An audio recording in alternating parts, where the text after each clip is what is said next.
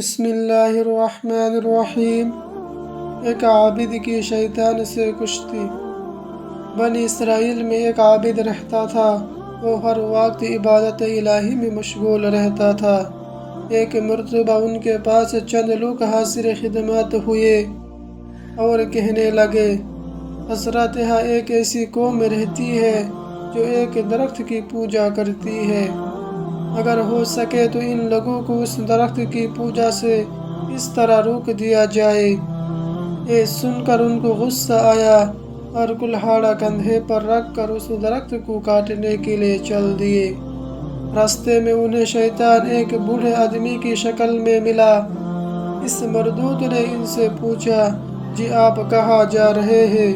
انہوں نے کہا کہ فلاں درخت کو کاٹنے کے لیے جا رہا ہوں۔ شیطان نے کہا، تمہیں اس درخت سے کیا واسطہ؟ تم اپنی عبادت میں مشغول رہو، ایک فضول کام کی خاطر اپنی عبادت کیوں چھوڑتے ہو؟ عبادت گزار نے کہا، یہ بھی عبادت ہے۔ شیطان نے کہا، میں تمہیں وہ درخت نہیں کاٹنے دوں گا۔ بالآخر دونوں میں مقابلہ ہوا۔ وہ عابد بہت جلد اس پر غالب آ گیا اور اس کے سینے پر چڑھ کر بیٹھ گیا۔ شیطان نے اپنے آپ کو بے بس دیکھ کر ایک اور چال چلی۔ وہ کہنے لگا، اچھا ایک بات سن لے۔ عابد نے اسے چھوڑ دیا۔ شیطان کہنے لگا، کیا اللہ نے تجھ پر یہ فرض تو نہیں کیا؟ تیرا اس سے کوئی نقصان نہیں ہے، تو اس کی پوجا بھی نہیں کرتا۔ اللہ کے بہت سے نبی آئے، اگر اللہ چاہتا تو وہ کسی نبی کے ذریعہ اس کو کٹوا دیتا۔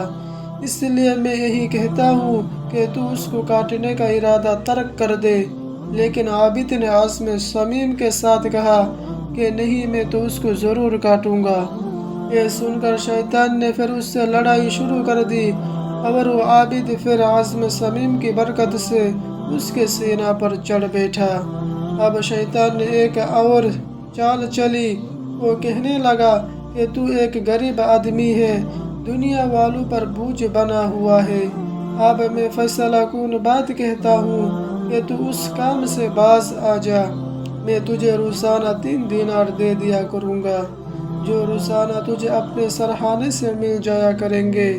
اس رقم سے تیری اپنی ضروریات بھی پوری ہوگی، نادار لوگوں کی مدد بھی کرنا اور اپنے رشتہ داروں پر احسان بھی۔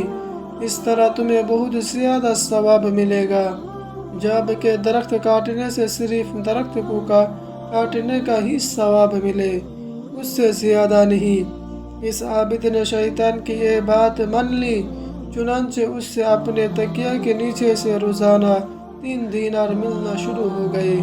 چند دنوں کے بعد وہ دینار ملنا بند ہو گئے تو اس سے پھر شیطان پہ غصہ آیا اور پھر کلہاڑا اٹھا کر درخت کو کاٹنے کے لیے چل دیا۔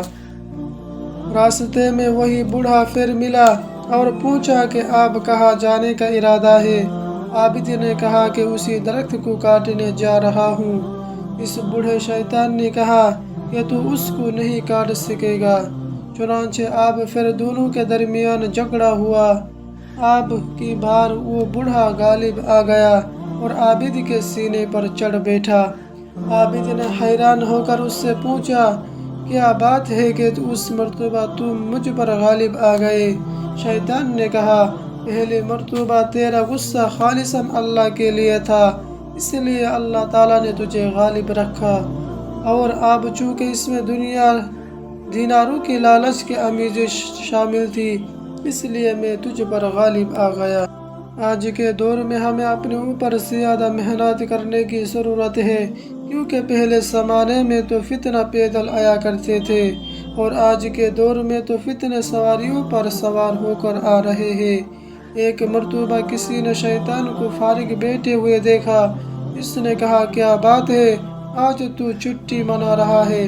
کہنے لگا، اب تو انسانوں میں بھی میرے بہت چیلے ہو گئے ہیں، اس لیے اب مجھے اتنا کام کرنے کی ضرورت نہیں ہے، وہ میرا کام خود ہی کرتے رہتے ہیں۔ اس نے حیران ہو کر کہا، اچھا وہ تیرا کام کرتے رہتے ہیں؟ کہنے لگا، ہاں میرے چیلے بڑے پکے ہیں۔ پہلے میں انہیں گناہوں کے طریقے سکھاتا تھا اور وہ ایسے بن گئے ہیں کہ میں ان سے گناہوں کے طریقے سیکھتا ہوں۔ واقعی جب انسان بگڑتا ہے تو شیطان سے بڑھ کر شیطان بن جاتا ہے۔